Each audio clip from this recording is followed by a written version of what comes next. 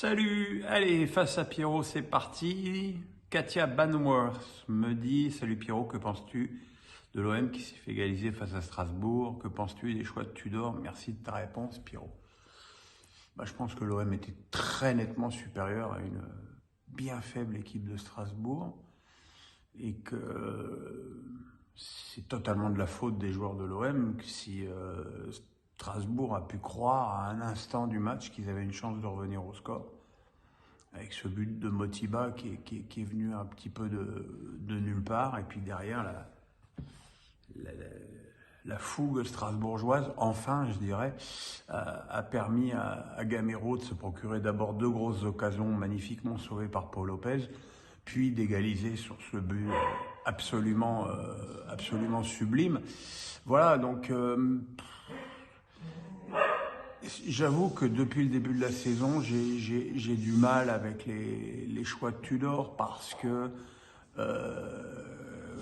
quand tu as un effectif du niveau de l'OM, tu peux pas te permettre de laisser Payet systématiquement au placard, de pas faire jouer 4 matchs de suite à Gerson, de mettre Under, voilà, de faire jouer son premier match à Strasbourg, à Dieng. Enfin, c'est beaucoup d'erreurs, c'est beaucoup d'erreurs dans le secteur offensif en plus. Je veux dire, c'est un leurre de croire que tu peux avoir des résultats au plus haut niveau avec Guendouzi, Harit et Alexis Sanchez en attaque. Donc voilà, ça a marché à un moment donné en championnat et puis là, ça fait 5 matchs que ça marche plus. Et évidemment, le match contre Tottenham sera le juge de paix de pas mal de choses sur la suite de la saison marseillaise. Frédéric Passe me dit, salut Pierrot, tu as l'air en forme, tu as l'air mieux en forme que la semaine dernière. Lens peut-il finir sur le podium cette saison?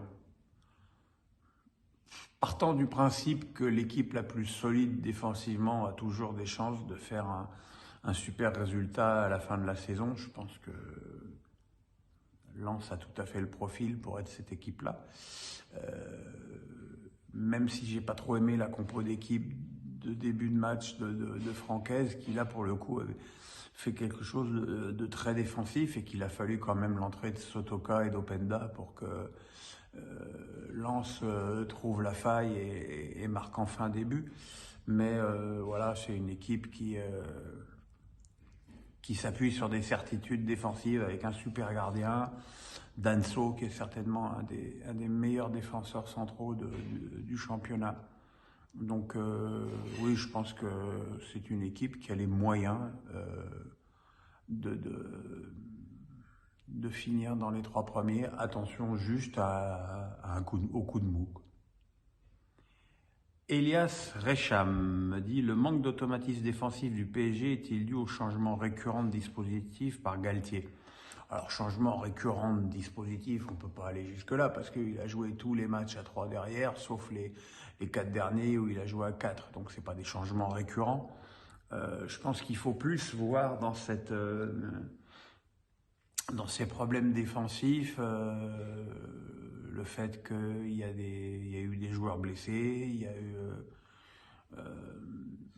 là contre 3, Marquinhos était sur le banc,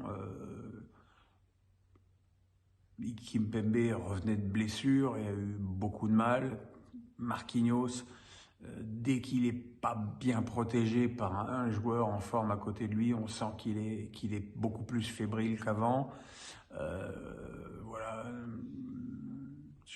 Je pense que, comme je l'avais dit au début de la saison, je pense que défensivement, le PSG a largement de quoi terminer, arriver jusqu'à la Coupe du Monde en étant en tête du championnat et qualifié pour les 8e de finale de Ligue des Champions.